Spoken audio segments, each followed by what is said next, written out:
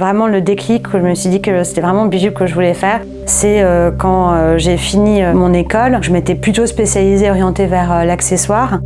En fait, c'est un peu par hasard. Mon premier stage, c'était chez Lanvin, à l'époque de Albert Elbaz, avec Elitop, qui était le head designer bijoux à l'époque chez Lanvin.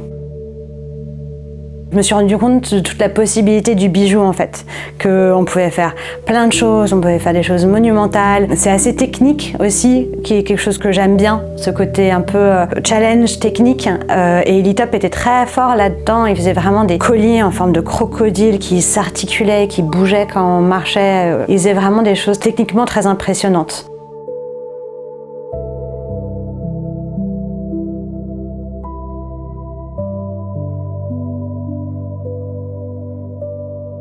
J'ai grandi à Paris. Je crois que dans la famille, on avait tous et toutes une part créative. Ma mère dessinait très bien, mon frère dessinait très bien. Ma sœur, elle est architecte d'intérieur, elle dessinait aussi très bien. Mon père, c'était plus manuel. Et j'ai l'impression d'avoir un peu pris des deux côtés de ma mère qui dessinait bien et de mon père qui fabriquait des trucs, quoi.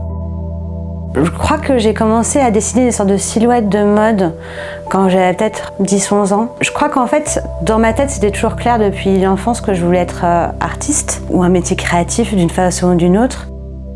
En fait, il y avait beaucoup de pression sur un métier artistique. Ça me semblait très impressionnant, il fallait faire des trucs qui avaient des sens très compliqués, très nobles et tout. Et au moins la mode, pour moi, c'était une sorte de façon de faire un peu un pas de côté en fait. Ça me sort un petit peu du statut d'artiste, mais c'est quand même une activité créative, quoi. Très vite, je me suis rendu compte que je voulais faire de l'accessoire. Quand j'étais en école de mode, ça me semblait assez naturel. Enfin, j'étais naturellement très attirée par tout ce qui était accessoires. Mes profs m'ont encouragée là-dedans parce que, en plus, j'étais pas hyper forte en modélisme, donc si, fais de l'accessoire. Et le bijou, pour moi, le type d'accessoire qui est le plus proche de l'objet d'art, en fait. C'est le plus intemporel aussi, je trouve qu'il est le moins sujet aux modes et aux tendances. C'est un objet qui a du sens posé, mais on n'a pas besoin de le porter pour que ça prenne forme. Et puis aussi pour une raison totalement pratique, c'est que pour en tout cas lancer une marque, c'est ce qu'il y a de plus simple, c'est tout petit, ça prend pas de place, on peut mettre son stock sous son lit quand on commence. J'adore la chaussure aussi ou le sac, mais les frais d'investissement et de développement au début sont beaucoup plus élevés. C'était aussi pour des raisons purement logistiques.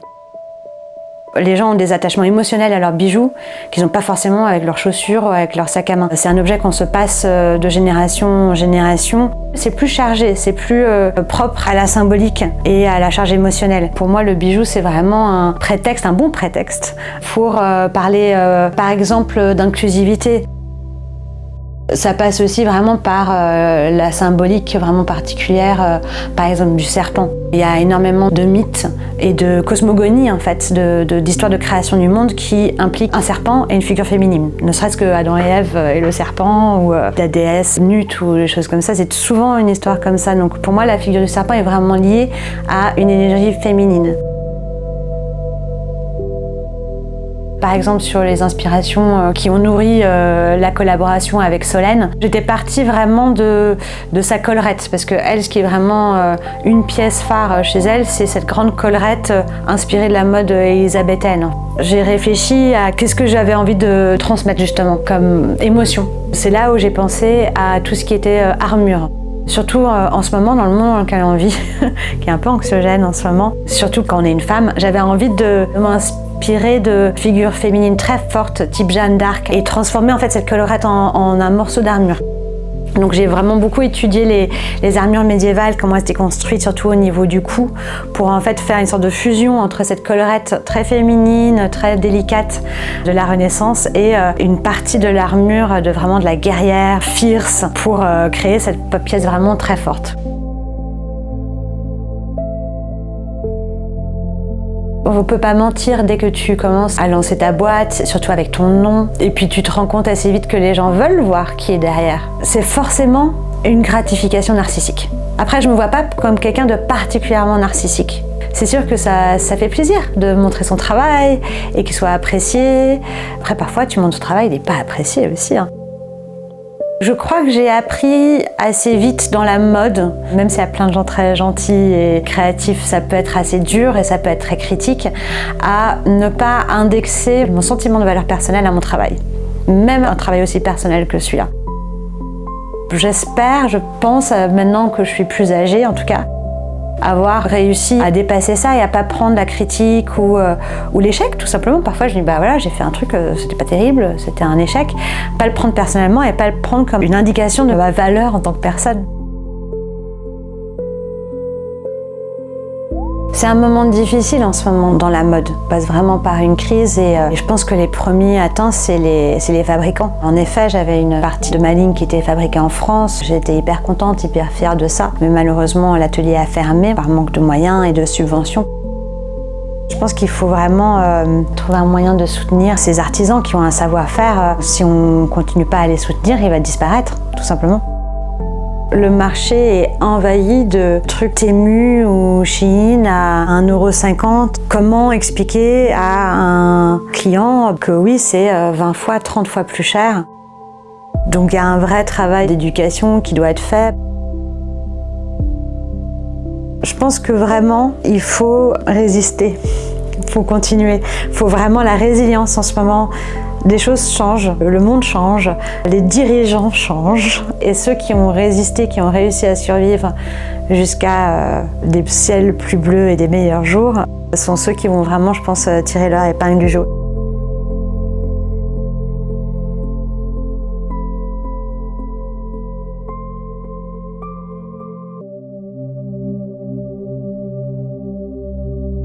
Un bijou, il faut se l'approprier. Je veux vraiment que ça puisse aller à plein de morphologies, à plein d'âges et de corps différents, mais aussi à plein de styles différents. Je veux qu'on puisse les porter de façon différente. C'est vraiment laisser cet espace pour que les gens se l'approprient et créent ce lien émotionnel, eux, avec le bijou. Je travaille beaucoup sur les matières. J'aime bien les challenges techniques, essayer de pousser un peu les limites de ce qui est possible en bijou.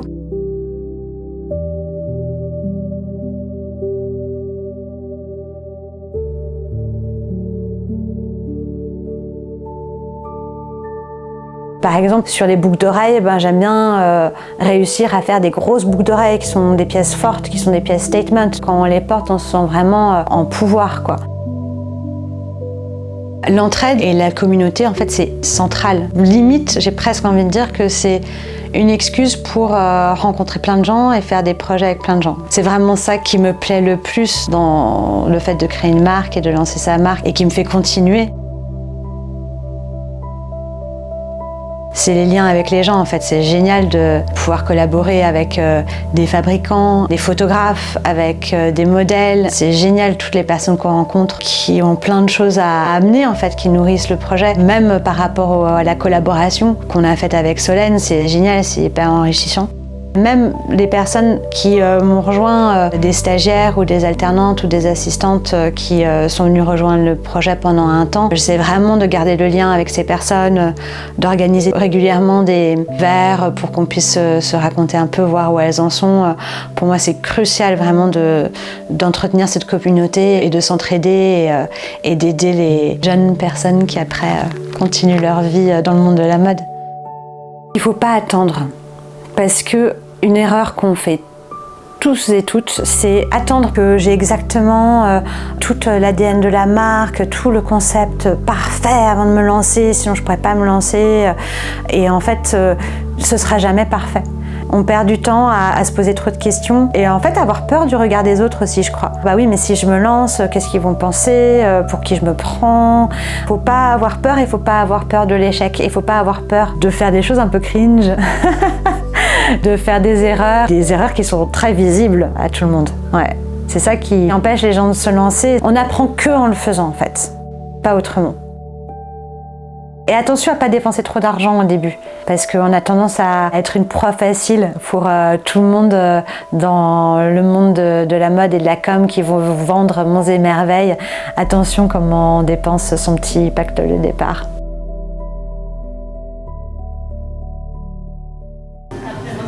En plus, j'ai du mal à le faire sur quelqu'un d'autre. C'est un tout petit. Ouais. Ça fait faire combien de tours? Ah ouais. oui, j'avais pas vu la fermeture, c'est trop. Oui, je vais me demander. Ouais, c'est vraiment là. Mais c'est un peu cher. Après, ça laisse